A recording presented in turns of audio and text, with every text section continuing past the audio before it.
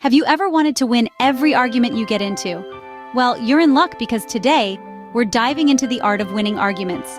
Now, this isn't about outsmarting or overpowering someone else. Rather, it's about understanding, communicating effectively, and reaching a mutual agreement. And to master this art, there are 5 key steps you need to follow. First, it's about asking how rather than why.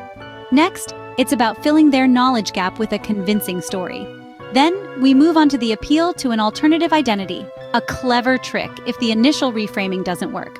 The 4th step is persuading them to take an outside perspective.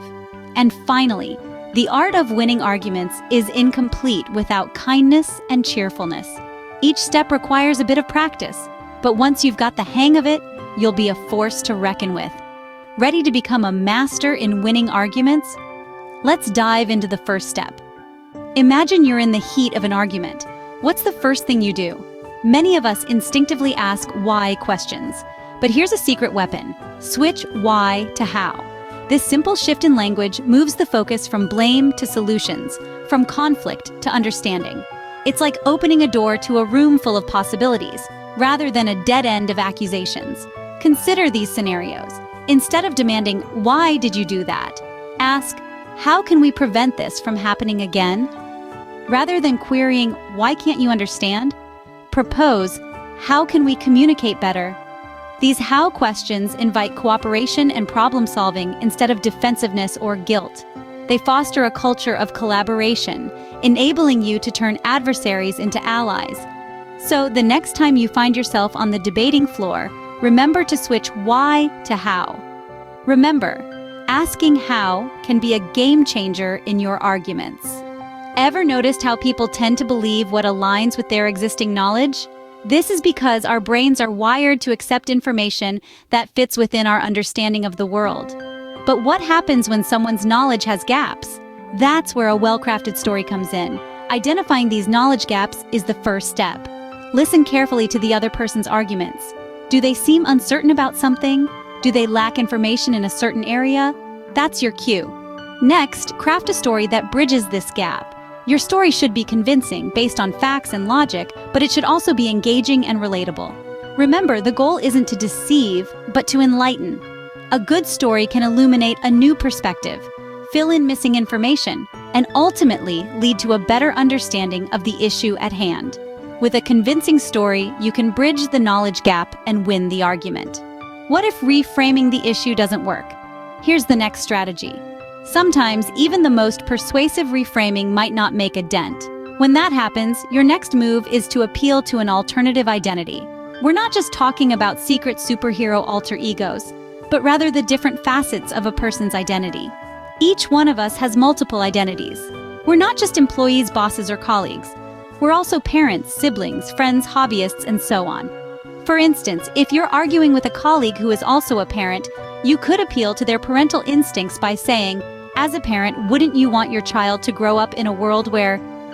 This can help them see the issue from a different perspective and potentially agree with your point of view. In an argument, if you're not getting through to the rational professional, try appealing to the compassionate parent or the avid gardener. It's about finding the other roles your opponent plays in life that might be more receptive to your argument. But remember, this isn't about manipulation. It's about understanding and connecting on a deeper level, finding common ground where there seem to be none. Appealing to an alternative identity can be your secret weapon in winning arguments. Ever thought about how a third person would see your argument? It's an intriguing concept, isn't it? This is where the power of the outside perspective comes into play. Think about it.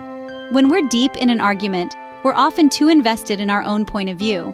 We're trapped in our own bubble, unable to see beyond our own biases. But what if we could step back, even just for a moment, and see the situation from an observer's viewpoint? Imagine you're a neutral spectator watching this argument unfold. What would you see? Would the argument still hold water? Or would they crumble under the gaze of impartial scrutiny? Encouraging the other person to step into the shoes of this hypothetical observer can be an effective strategy. It can help them see the holes in their argument and perhaps even appreciate the strength in yours. By helping them take an outside perspective, you can guide the argument in your favor. Finally, remember the power of being kind. It's easy to lose sight of this in the heat of an argument. But maintaining a kind, cheerful demeanor can truly make a difference. It's not about being overly sweet or insincere. It's about showing respect and understanding, even when you disagree. This approach has the power to disarm the other person, making them more open to your points. A kind demeanor can also help keep the argument from escalating. It's a reminder that you're both on the same team, trying to reach a resolution, not enemies battling it out. It's easier to listen to someone who's being kind, and it's easier to accept their points, even if they contradict your own. Remember, an argument is not a battlefield. It's a conversation where both parties are trying to understand each other better. Winning arguments isn't about overpowering the other person. It's about understanding, kindness, and strategy. So, how do you win every argument? Let's summarize. Ask how, not why. Create a compelling narrative to bridge understanding deficits, and propose an alternate identity if reframing is ineffective. Remember, it's about strength, but about comprehension and agreement. Now it's time to implement these tactics. Start being victorious in your arguments starting today.